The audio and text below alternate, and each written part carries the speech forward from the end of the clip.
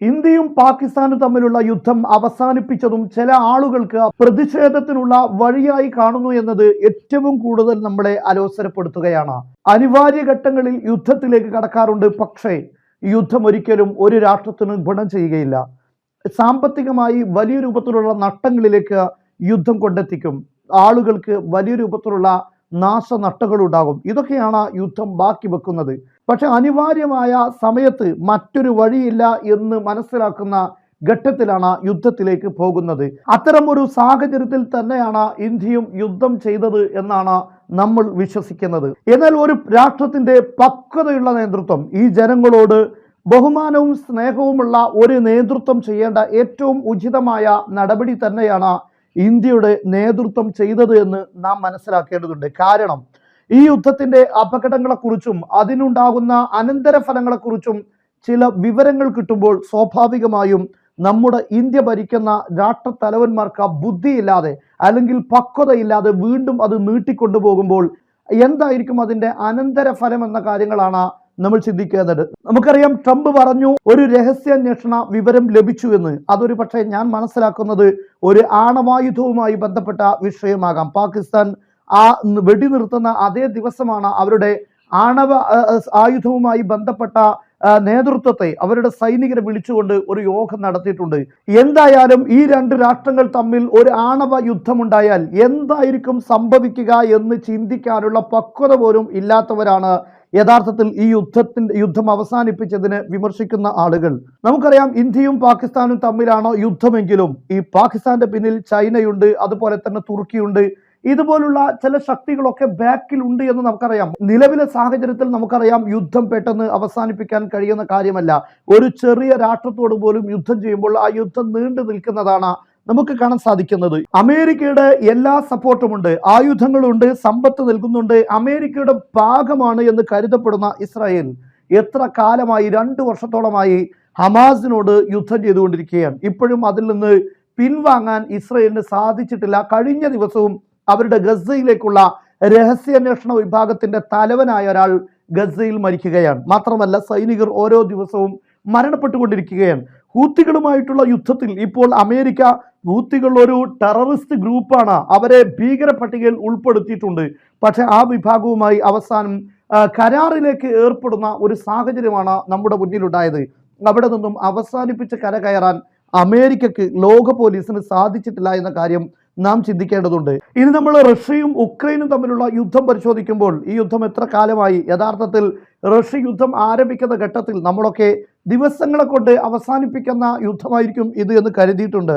Russia പോലും അങ്ങനെയാണ് വിചാരിച്ചിട്ടുള്ളത്. അതുകൊണ്ടാണ് റഷ്യ യുദ്ധത്തിന്റെ തുടക്കത്തിൽ തന്നെ ഏകദേശം ഉക്രൈനിന്റെ എല്ലാ ഭാഗങ്ങളിലേക്കും സൈനികരെ വിന്യസിപ്പിക്കുകയുണ്ടായി.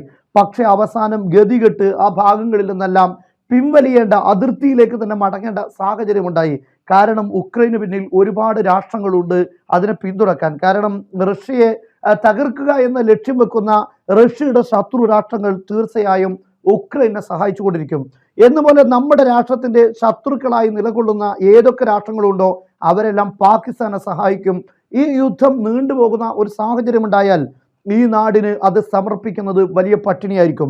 പക്ഷെ ഇന്ത്യക്ക് ഈ യുദ്ധത്തിലേക്ക് കടക്കുമ്പോൾ ഒരു ലക്ഷ്യമുണ്ട്. നമ്മുടെ കഴിഞ്ഞ ദിവസം നടന്ന ഒരു സൈനികർ വിളിച്ച പത്രസമ്മേളനത്തിൽ നമ്മുടെ സൈനിക മേധാവി പറയുകയുണ്ടായി. അതായത് അദ്ദേഹത്തോട് ചോദിച്ചു, റാഫേൽ യുദ്ധവിമാനം തകർത്തു എന്നത് ശരിയാണോ?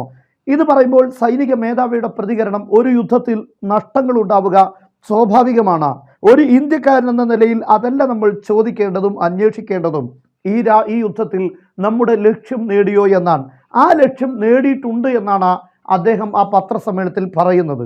അതേസമയം ഈ യുദ്ധം ആരംഭിക്കുമ്പോൾ നമ്മുടെ സർക്കാരിനും നമ്മുടെ സൈനിക നേതൃത്വത്തിനും ഒരു വ്യക്തമായ കാഴ്ചപ്പാടുകളുണ്ട്. അത് നാളെ നിർത്തണം അല്ലെങ്കിൽ അത് അവസാനിപ്പിച്ചു പോരണം എന്നതല്ല, ഒരു ലക്ഷ്യത്തിലേക്ക് അതിനെ എത്തിക്കുക എന്നത് തന്നെയാണ്. പക്ഷേ യുദ്ധങ്ങളുടെ ഇടയിൽ ഉണ്ടാകുന്ന സാഹചര്യങ്ങളെ മനസ്സിലാക്കുകയും അതിൻ്റെ പിന്നിൽ ഗുരുതരമായ സാഹചര്യങ്ങളുണ്ടെങ്കിൽ അതൊക്കെ കണ്ടറിയുകയും മനസ്സിലാക്കുകയും ചെയ്ത് യുദ്ധം അവസാനിപ്പിക്കുക എന്നത് ഒരു ബുദ്ധിയുള്ള നേതൃത്വത്തിന്റെ സ്വഭാവമായി മനസ്സിലാക്കണം. എന്നാൽ അവിടെ ആര് ഇടപെട്ടു എന്നതല്ല പ്രശ്നം. ഒരു മൂന്നാം കക്ഷി ഇടപെടുക എന്നത് കാശ്മീരുമായി ബന്ധപ്പെട്ട വിഷയത്തിൽ ഇന്ത്യ സ്വീകരിക്കുകയില്ല എന്നത് ഇന്ത്യയുടെ ഉറച്ച നിലപാട് തന്നെയാണ്. പക്ഷേ ആ വിഷയത്തിൽ ഇവിടെ ഒരു മൂന്നാം കക്ഷിയും ഇടപെട്ടിട്ടില്ല എന്നത് ഒരു വസ്തുതയാണ്.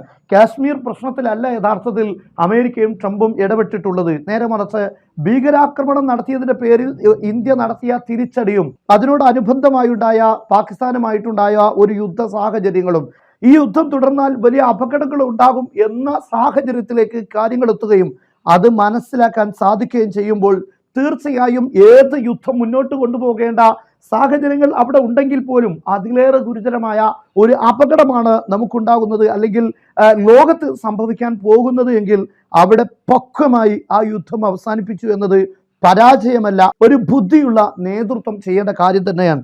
ആർക്കാണ് ഇവിടെ യുദ്ധം തുടർന്ന് കാലങ്ങളോളം ഇന്ത്യ പാകിസ്ഥാനുമായി യുദ്ധം ചെയ്ത് നമ്മളൊരു പട്ടിണിയുടെ വക്കിലേക്ക് നീങ്ങണം എന്ന് ചിന്തിക്കുന്നവരാരാണ്? എന്നാൽ ഈ യുദ്ധം തുടർന്ന് പോകണം, പാകിസ്ഥാനെ ഇല്ലാതാക്കണം, ഇത് അവരുടെ ഒരു വികാരമായിരിക്കാം. പാകിസ്ഥാൻ ഇന്ത്യയോട് ചെയ്യുന്ന ചില നീക്കങ്ങളിലുള്ള അവരുടെ പ്രതിഷേധം കൊണ്ടായിരിക്കാം ഇത് പറയുന്നത്.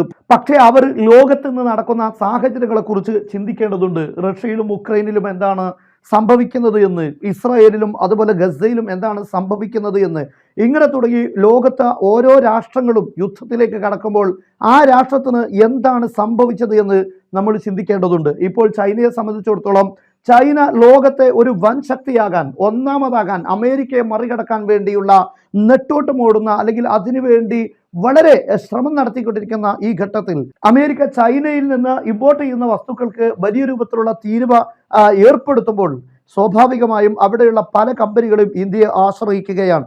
അങ്ങനെ വരുമ്പോൾ ഇന്ത്യ സാമ്പത്തികമായി മുന്നോട്ട് വരും, ചൈനക്ക് വലിയ രൂപത്തിലുള്ള തിരിച്ചടിയും ഉണ്ടാകാനുള്ള സാഹചര്യമുണ്ട്. കാരണം ചൈനയിൽ നിന്ന് കെട്ടുകെട്ടുന്ന ഏതൊരു കമ്പനിക്കും ഏറ്റവും നല്ല സ്പേസ് അത് ഇന്ത്യയാണ് എന്ന് നമുക്കറിയാം. അതുകൊണ്ട് തന്നെ ഇങ്ങോട്ട് നീങ്ങുമ്പോൾ സ്വാഭാവികമായും ചൈന ഉദ്ദേശിക്കുന്ന കാര്യമല്ല നടക്കുക. ഇന്ത്യ സാമ്പത്തികമായി വളരും, ചൈനയെ സംബന്ധിച്ചിടത്തോളം വലിയ പ്രതിസന്ധി ഉണ്ടാക്കും. അതുകൊണ്ട് തന്നെ പാകിസ്ഥാനും ഇന്ത്യയുമായി തുടങ്ങിയ ഈ ഒരു യുദ്ധത്തെ വ്യക്തമായ ചില നീക്കങ്ങൾ നടത്താനാണ് ചൈന തീരുമാനിച്ചത്. ആ ഒരു ലക്ഷ്യം വെച്ചുകൊണ്ട് തന്നെ പാകിസ്ഥാന് പേരിൽ ചൈന ശക്തമായ നീക്കം നടത്തിയിട്ടുണ്ട് എന്ന കാര്യം വ്യക്തമാണ്.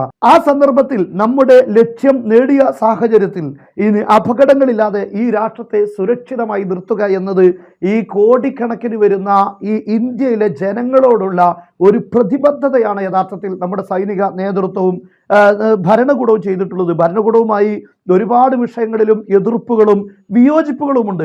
അതേസമയത്ത് യുദ്ധം അവസാനിപ്പിക്കുക എന്ന കാര്യത്തിൽ ഒരു രാഷ്ട്രത്തിന്റെ നേതൃത്വത്തോട് വിയോജിപ്പ് കാണിക്കുക എന്നത് ഏറ്റവും വലിയ മണ്ടത്തരമാണ്. കാരണം അങ്ങനെ ഒരു വലിയ വിജയവും അതിലൂടെ ഇന്ത്യക്ക് ലോകത്ത് വലിയ സ്ഥാനങ്ങളിലേക്ക് എത്താൻ പറ്റും എന്ന ഒരു കാഴ്ചപ്പാടുണ്ടെങ്കിൽ ഈ നേതൃത്വം അത് അവസാനിപ്പിക്കുകയില്ല. നേരെ മറിച്ച് അതിൻ്റെ പിന്നിലുള്ള ഗുരുതരമായ ചില സാഹചര്യങ്ങൾ മനസ്സിലാക്കുന്നത് കൊണ്ടായിരിക്കണം നമ്മുടെ നേതൃത്വം അങ്ങനെ ഒരു നിലപാട് സ്വീകരിക്കുന്നത്. ആ സ്വീകരിച്ച നിലപാടുകൾ തീർത്തും നമുക്ക് വേണ്ടിയാണ് എന്ന് നാം മനസ്സിലാക്കേണ്ടതുണ്ട്.